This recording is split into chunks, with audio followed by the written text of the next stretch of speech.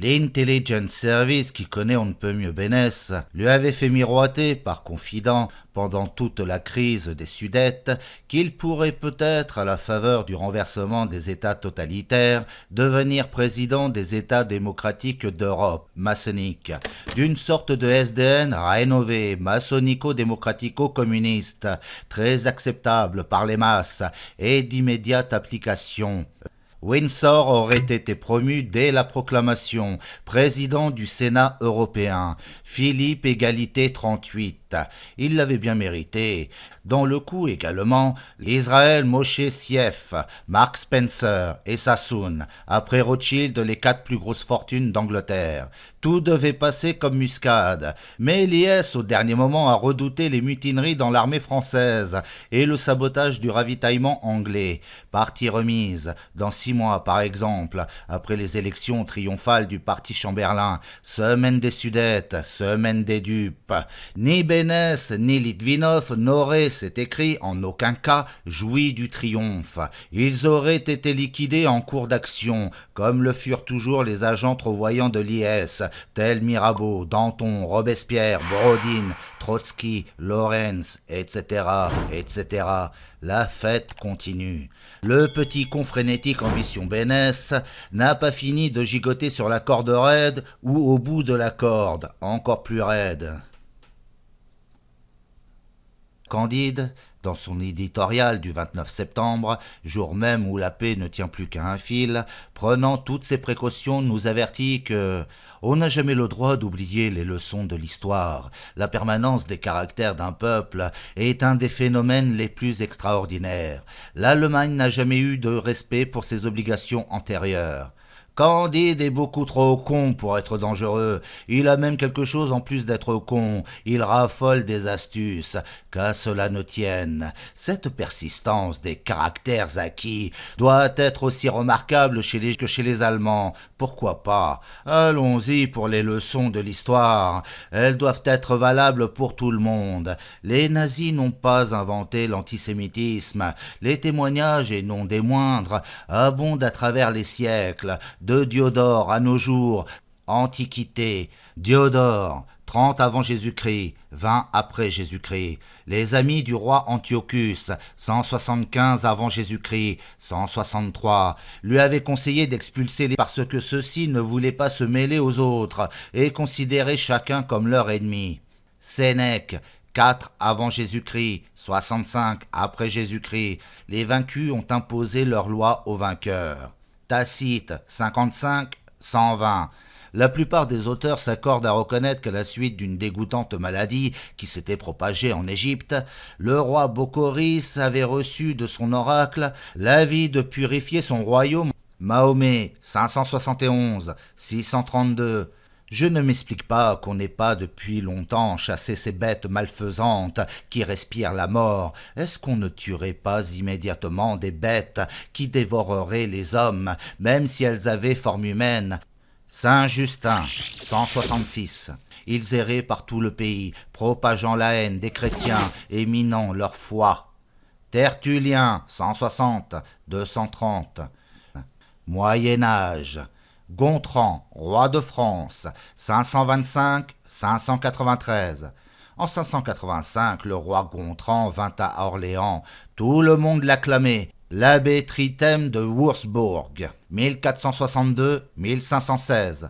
Il est hors de doute qu'une aversion croissante est en train de se faire jour contre les usuriers, tant parmi les grands que parmi les humbles. Je suis partisan de mesures légales qui empêcheraient l'exploitation du peuple par les usuriers. Va-t-on laisser des étrangers envahisseurs régner sur nous, et régner sur nous non en raison d'une force ou d'un courage supérieur, d'une vertu plus haute, mais seulement au moyen de leur vil argent? Ces gens vont-ils s'engraisser impunément de la sueur du paysan et de l'artisan?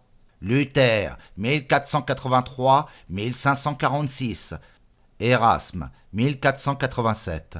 Que de vols, quelle oppression subissent les pauvres, victimes des souffrances telles qu'ils ne sauraient souffrir plus longtemps. Dieu les prenne en pitié. Les usuriers sont profondément implantés jusque dans les plus petits villages et prêtent-ils 5 gulders qu'ils exigent un reçu de 6 fois davantage. Ils réclament intérêt sur intérêt et par là-dessus des intérêts encore, de sorte que le pauvre malheureux perd tout ce qui lui appartient. Jusqu'à nos jours, le pape Clément VIII, 1605, le monde entier souffre de l'usure de leur monopole, de leur tromperie. Ils ont réduit nombre d'infortunés à la misère, surtout des fermiers, des artisans et les plus besogneux des pauvres. Voltaire, 1694-1778.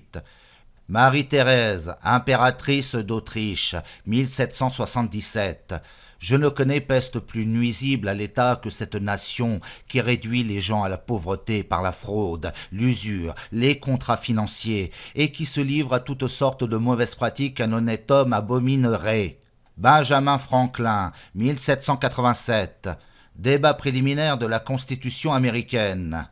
Ils ont abaissé le niveau moral, discrédité l'intégrité commerciale. Ils ont fait bande à part sans s'assimiler jamais aux autres citoyens. Ils ont tourné la religion chrétienne en ridicule et tenté de laminer. Ils ont bâti un État dans l'État. Et quand on leur a opposé de la résistance, ils ont essayé d'étrangler financièrement le pays. Si vous ne les excluez pas des États-Unis dans cette constitution, en moins de 200 ans, ils y fourmilleront en quantité si considérable qu'ils domineront et dévoreront notre patrie et changeront la forme du gouvernement. En moins de 200 ans, vos descendants travailleront la terre pour pourvoir à la subsistance d'intrus qui resteront à se frotter les mains derrière leur comptoir. Je vous avertis, messieurs, nos enfants vous maudiront dans vos tombes. Napoléon Ier, 1808, écrivant à son frère Jérôme. J'ai décidé de faire quelque chose, mais je n'en veux pas voir entrer davantage dans mon royaume. Vraiment, j'ai tout fait pour prouver mon mépris envers cette nation, la plus vile de l'univers. Monsieur Newdigate, à la Chambre des communes, le 22 mars 1858. Fautifs de tous les troubles et de toutes les révolutions, ils ont causé la ruine et la misère de leurs contemporains par les moyens les plus abjects et les plus tortueux. Le général Grant, 1861. Durant la guerre civile américaine, la deuxième ordonnance du général Grant est ainsi conçue. Ils enfreignent également les ordres promulgués. Aussi sont-ils expulsés du territoire qu'ils devront avoir évacué dans les 24 heures qui suivront la promulgation de cette ordonnance. Paul Kruger, président de la République du Transvaal, prenant la parole sur la place du marché à Johannesburg en février 1899. Sans risquer la guerre avec la Grande-Bretagne, le problème de la paix perpétuelle serait résolu en Afrique du Sud. Enfin, de Léon Blum lui-même, avocat conseil de M. Bader, le goût de vivre, le besoin de s'accroître, de dominer. Mis au service du socialisme international, le capital ferait assurément de grandes choses. Mais il est encore essentiel d'observer que ce sera pour obéir à la loi naturelle de leur race. Les Français qui n'osent pas s'avouer leur lieu de naissance, ils sont de plus en plus nombreux, surtout dans les professions libérales. À cet égard, honte sans doute. Les annuaires professionnels syndicaux des médecins, dentistes, pharmaciens ne mentionnent plus les lieux de naissance. Ils ont été tout bonnement supprimés, les lieux de naissance. Les dentistes, médecins, chirurgiens ne sont plus nés nulle part. Ils existent, voilà tout. Il y en avait trop de venus sans doute, de lieux impossibles, de ghettos trop marquants. Ça faisait faire des réflexions. Maintenant, c'est écrit tout sec, comme ça. Le docteur Dukonovitch, né le 31 décembre 1900. C'est marre. Si vous insistez beaucoup, on finira par vous répondre qu'il est né à Château-sur-Seine, le docteur Dukonovitch, comme monsieur le ministre Mandel, et ça ne sera pas vrai non plus. Vous serez bien avancé, et le docteur Kaganovitch, et le docteur Durand-Moumelian, et le docteur Lubomirski, et le docteur Klein-Voronov, sont-ils nés nulle part, ces gens-là? Des centaines et des centaines, de plus en plus des matelots. C'est pénible. Des pleins annuaires de médecins n'est nulle part. Ça fait drôle. N'avouez jamais, c'est la consigne. Un nom de famille, ça se trafique et comment? Tandis qu'un nom de ville, c'est difficile à truquer, d'où ces pudeurs. Tout de même, il faut en finir. Il faut vraiment faire quelque chose. Ça peut pas durer toujours ces situations équivoques. Ces gens qui ne sont nés nulle part. Ça commence à faire sourire. Je propose que nous, les originaires, on y mette un peu d'une autre, qu'on leur donne une couverture à ces enfants de France pas naturels, qu'on les sorte de l'embarras. Je vais faire pour eux un beau geste. Je vais aller me faire inscrire au syndicat confédéré comme ça. Je vais insister. Docteur L.F. Détouche, né à Kiev, le 27 mai 1894, cachant ainsi, enfin, mon Courbevoie, Seine, qui m'a causé un tort énorme tout au long de ma folle carrière.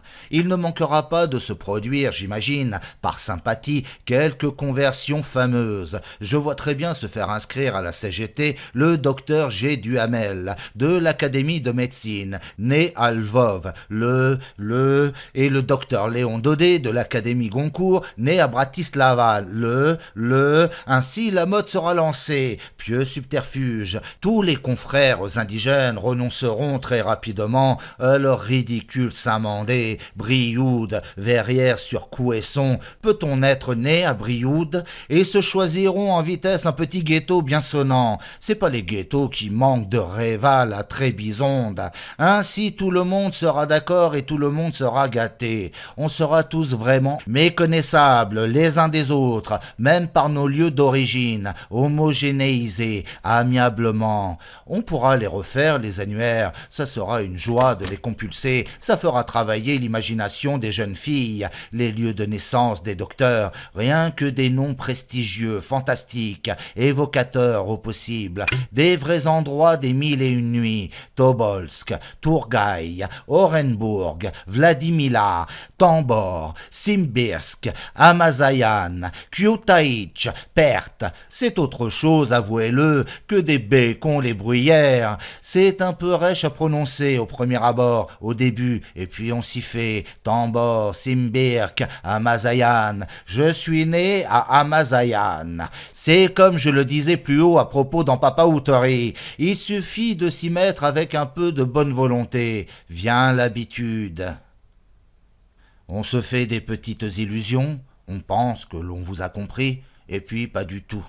Sans prétention, tout bonnement, consciencieusement, on a rédigé dans sa vie des milliers d'ordonnances, et l'on ne saura jamais tout le bien qu'elles ont pu faire à la ronde. Ça n'a pas beaucoup d'importance, on vous a sûrement compris, toujours de travers. Il faut bien se dire une chose, qu'en dépit de tous vos talents, de vos plus angéliques efforts, même de cette façon de génie qui finit bien par vous pousser, à force d'échecs, pour l'explication ultranette, pour l'anonnage analytique, pour le mot à mot dévotieux des plus rabâchées prescriptions, des plus coutumières formules, l'on vous a toujours compris de travers. L'auriez-vous calligraphié 20 fois et puis encore 20 fois en caractères démesurés, et puis chantonné joyeusement sur l'air de la pimpolaise, qu'il doit la prendre sa demi-cuillère dans une certaine tasse de tilleul, bien chaude, juste au moment de se coucher. Il n'en fera qu'à sa tête, le client. Il en prendra 30 des cuillères au réveil dans un courbouillon,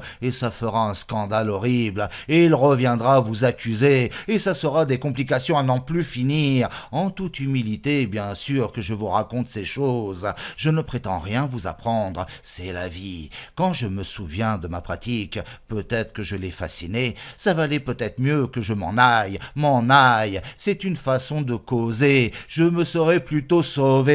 Il devenait drôle, il commençait à plus savoir s'il devait pas me buter sur place, tellement il se trouvait fasciné.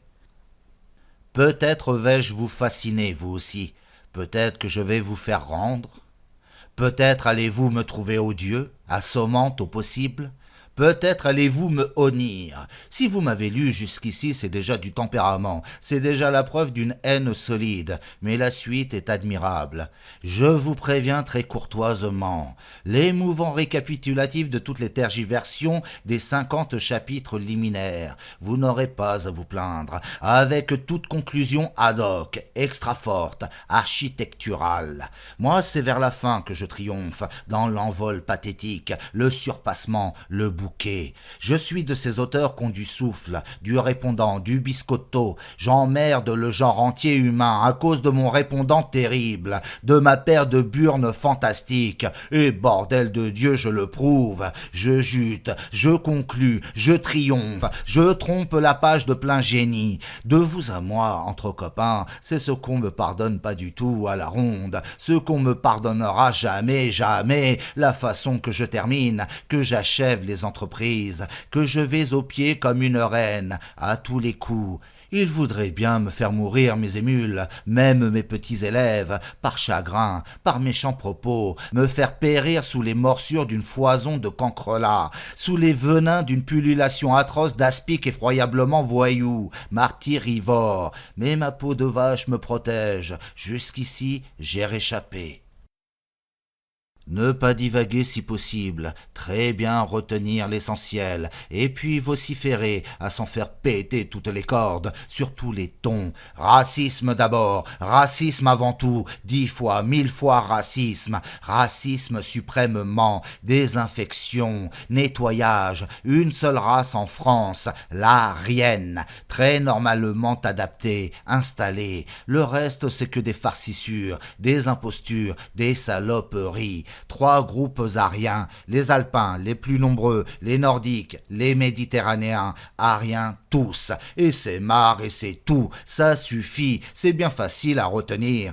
Ils nous font subir le même traitement, ils nous rendent la vie impossible sur notre propre territoire. Ils ne pensent qu'à nous rançonner, nous asservir toujours davantage, toujours plus intimement, plus dégueulassement, nous faire massacrer en de nouvelles révolutions, de nouvelles guerres, de plus en plus longues, de plus en plus saugrenues. Ce sont des gangréneux maniaques, contaminateurs de nos plus terribles véroles délabrantes, insatiables. Ils n'ont rien à faire par ici, ils nous sont 1000 fois plus funestes que tous les Allemands du monde. Ce sont les Allemands qui ont sauvé l'Europe de la grande vérolerie. Le problème racial domine, efface, oblitère tous les autres. Il relègue aux fantasmagories, aux accessoires pour cotillons et partous démagogues, toutes les conjectures dites sociales, dites communistes, dites socialistes, dites maçonniques, tout autant de prématurations monstrueuses, d'anticipations imbéciles, de fanfaronnades criminelles, charruteries, prestidigitation, satrapie épileptique, enragée fumisterie, abracadabrante entreprise, pour toute torture, forcerie marxiste abortive, toute l'ignoble grand guignolerie des fraternisateurs, pitrerie criminelle. Avant de tâter du parcours communiste, si périlleux, si miraculeux, les hommes devraient bien d'abord, avant tout, être engendrés convenablement, se présenter au départ avec des pédigrés nets.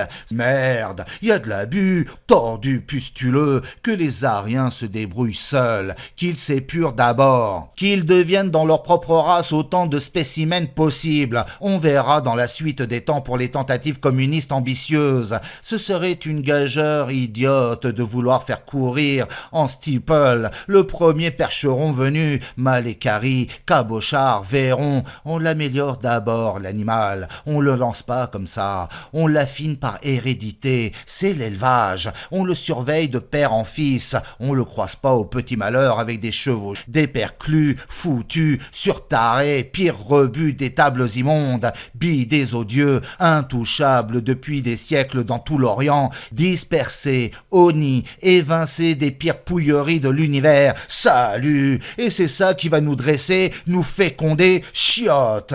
Ça peut donner que des horreurs. Encore un siècle de ce régime, et on nous fera voir à huis clos payant pour les frissons de répugnance. La démagogie anthropophage, optimiste, consiste à nous faire reluire avec tous les pires bobards, formidables, sur nos qualités, nous déjà si tartignoles, si périclités, nous masses de masse déjà si apéritives, cagneuses, muflisées, râleuses, morveuses, voûtées, bigles. On est tous quand même des grands as, par la gueule de nos gouvernants, absolument des plus fins prêts pour tous les plus extrêmes parcours, les plus époustouflantes épreuves, que nous allons tout emporter, l'enlèvement ailé par bond d'enthousiasme des plus effarants obstacles, le paradis dans un fauteuil, à portée de poigne, en somme qu'il suffit d'un peu d'entraînement, d'enseignement, une semaine d'audace encore, de pas froid aux yeux, et youplala, c'est la Renaissance, le cinéma, tous les miracles, pour ainsi dire que c'est chose faite, un coup tous ensemble et braoum, le mur s'écroule, tout de suite derrière c'est le paradis. Qui hésite? Qui se tâte? Encore, on se demande. Ah, l'imposture! Ah, les foutus pervers fumiers satanés immondes! Ah, les doreurs de merde pilules! Mais c'est pas question d'école, le communisme, ni de trémolo, ni de politique, ni d'élection, ni de philosophie transcendante, de leçons à prendre ou ne pas prendre. C'est une question de sperme, de foutre. C'est infiniment plus calé. C'est pas une question d'examen, c'est une question de croisement, d'élevage. C'est ça la révolution, la vraie. Si vous n'effectuez pas d'abord, avant d'entrer dans les détails, dans la terrible application de votre sociologie, verbagineuse, faribolesque, une sélection très farouche, inexorable, de toutes vos souches participantes, vous n'aurez fait que des grimaces, vous n'aurez même pas préludé, pressenti les rudiments d'une race blanche convenable, d'une société aryenne possible, communiste ou pas. Vous n'aurez jamais rassemblé autour de vous qu'une dégueulasse racaille, de tout charognards feignants, sournois, vicieux, les plus inaptes à tout dressage profond. Vous n'aurez jamais, avec tous vos discours, vos velléités, contorsions, simulacres, que tromper, divaguer davantage, déconner, aggraver le mal avec plus ou moins de profit personnel. Demandez-vous au chacal qu'il renonce à ses habitudes, qu'il se montre tout d'un coup sensible aux exhortations altruistes. Attendez-vous du vautour qu'il se modernise en charognerie. Tous les enseignements du monde ne peuvent rien contre les instincts de la viande. 36 000 facultés postillonneuses, transcendantales d'humanitarisme apostolique, réparties sur le globe, ne feront pas dévier d'un dixième de micron l'opercule du plus minuscule bigorneau avant leur venue. Si la marée, la lune et le soleil ne semblent pas au bigorneau absolument propice à ces petites évolutions, il s'abstiendra, il n'en fera qu'à sa coquille. C'est exactement du kiff avec l'homme, sauf qu'il peut toujours, lui, vous tromper avec ses « oui, je vous suis, je suis entièrement d'accord, bravo, bravo !» L'homme, c'est la machine à mentir, bigorneau sournois. Pour la question des grandes réformes, des sociologies progressives, c'est au chromosome d'abord qu'il faut s'adresser, à l'esprit plus tard. On a le temps. On n'en a que trop fait d'esprit. Ça nous a pas trop réussi. On peut changer notre méthode. On n'a rien à perdre. Toutes les sociologies marxistes, rationalistes, ne sont qu'autant de bonimenteries obséquieuses. Sous leurs allures rigides, scientifiques, impersonnelles, elles prennent l'homme par la vanité. Elles le chatouillent au plus bas narcissisme, à la pire connerie satisfaite, à la tripe béate, tartufferie, attrape gogo pour éperdu et haineux boyotique. Paradoxe atroce, c'est lui précisément l'ennemi juré de notre race, c'est lui précisément le plus ardent, le plus fanatique fornicateur abâtardisseur de notre race, et il nous possède, lui, l'organisateur le plus zélé, le plus acharné, en tout croisement immonde, catastrophique, le propagandiste le plus effréné de notre putanat. Notre République française n'est plus qu'une énorme entreprise d'avilissement. La grande marotte de tous nos gouvernements successifs depuis 93, c'est de nous faire dégénérer. La civilisation rêvée par un gouvernement français républicain, c'est un encore plus parfait esclavage des indigènes aryens pour le profit. Toutes les doctrines humanitaires, égalisatrices, justicières, libératrices de progrès par la science, de vérité maçonnique, de démocratie universelle, etc., ne sont en définitive qu'autant d'affûts blancs pompeux stratagèmes de la même grande entreprise, l'asservissement total par pollution systématique, salopage forcené, hybridation à toute berzingue, enculerie massive.